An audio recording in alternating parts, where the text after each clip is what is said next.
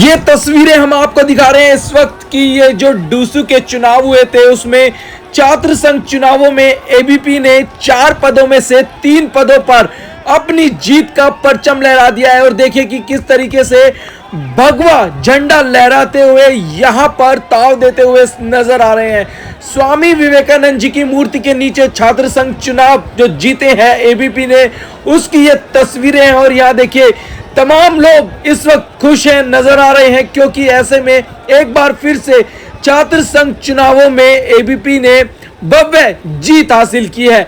ये तस्वीरें हम आपको दिखा रहे हैं, ये वो भव्य तस्वीरें हैं जब आपको नजर आएंगी कि किस तरीके से एबीपी के जो चुनाव थे, एनएसयूआई और एबीपी और उसके अलावा तमाम कई ऐसे उम्मीदवार थे जिन्होंने अपनी किस्मत को आजमाने के लिए यहाँ पर अपना एक परचम लहराने की कोशिश की थी। लेकिन ऐसे में यहाँ पर एबीपी ने अपना भगवा झंडा लहरा दिया है। दिल्ली विश्वविद्यालय छात्र संघ चुनाव में एक बार फिर भगवा झंडा लहराया है।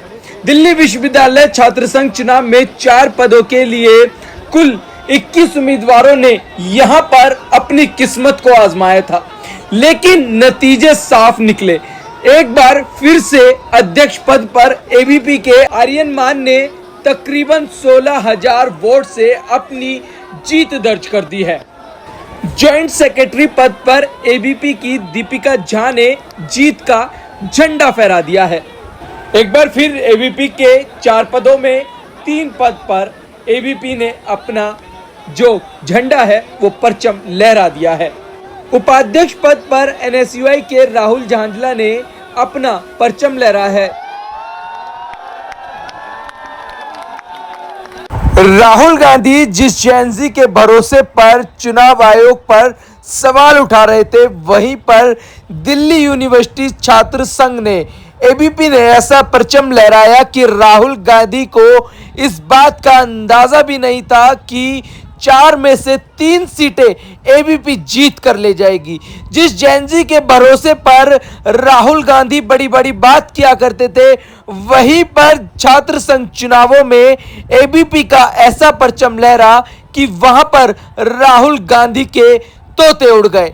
राहुल गांधी लगातार वोट चोरी के आरोप लगाते हुए आ रहे हैं, लेकिन ऐसे में छात्र संघ चुनावों में जीत का बड़ा अंतर यह बता रहा है कि जेएनजी जो चाहती है वही होता है। और ऐसे में छात्र संघ चुनावों में 1 लाख से अधिक लोग थे, लेकिन जिसमें से 60,000 लोगों ने वोट डाला और उसमें छात्र संघ चुनावों में एबीपी ने अपना झंडा फहराया। विश्वविद्यालय छात्र संघ चुनाव में अखिल भारतीय विश्व परिषद ने शानदार जीत हासिल की है। डीसू के चुनाव में 4 में से 3 सीटों पर एबीपी ने अपना दबदबा बनाए रखा, जबकि एनएसयूआई को केवल 1 सीट पर ही संतोष करना पड़ा। और ऐसे में सिर्फ एनएसयूआई के खाते में 1 सीट गई। बाकी की 3 सीटों पर एबीपी ने अपना भगवा परचम लहराया है।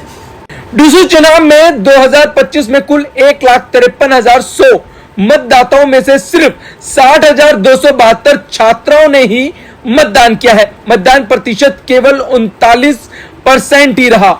इस बार 21 उम्मीदवारों ने अपनी किस्मत को आजमाया था, लेकिन ऐसे में अखिल भारतीय विश्व परिषद में 4 में से 3 सीटों पर अपना परचम लहराया है। आपको बता दें, अध्यक्ष पद पर आर्यन मान जीते हैं और उपाध्यक्ष पद पर गोविंद तंवर हारे हैं। सचिव पर कुणाल चौधरी जीते हैं, संयुक्त सचिव पर दीपिका झा जीती हैं और एनएसयूआई से लवकुश बडाना को हार का सामना करना पड़ा। उपाध्यक्ष पद पर जो थे राहुल झांझला एनएसयूआई से अपनी जीत का परचम लहराया है। आपको अब हम बताते हैं कि दिल्ली यूनिवर्सिटी जो छात्र संघ का चुनाव हुआ था, उसमें हरियाणा के बेटे आर्यन मान ने प्रेसिडेंट पद पर शानदार जीत दर्ज की है। एबीपी के प्रत्याशी के रूप में चुनाव लड़ते हुए उन्होंने एनएसयूआई की प्रत्याशी जसलीन को भारी मतों से हराया है। आर्यन मान हरियाणा के झज्जर जिले के बहादुरगढ़ के रहने वाले हैं। उनकी जीत के बाद बहादुरगढ़ की हर गलियों में ढोल नगाड़ों की थाप पर गूंज उठी और केवल हरियाणा ही नहीं बल्कि दिल्ली में हर जगह पर आर्यन मान को जीत की बधाई देते हुए लोग नजर आए। दिल्ली यूनिवर्सिटी को बड़े करीब से जानने वाली दिल्ली की रेखा गुप्ता, उन्होंने भी दिल्ली के छात्र संघ चुनाव में जो लोग जीते हैं उनको बधाई दी है। एबीपी की शानदार जीत पर मुख्यमंत्री रेखा गुप्ता ने भी लोगों को बधाई दी।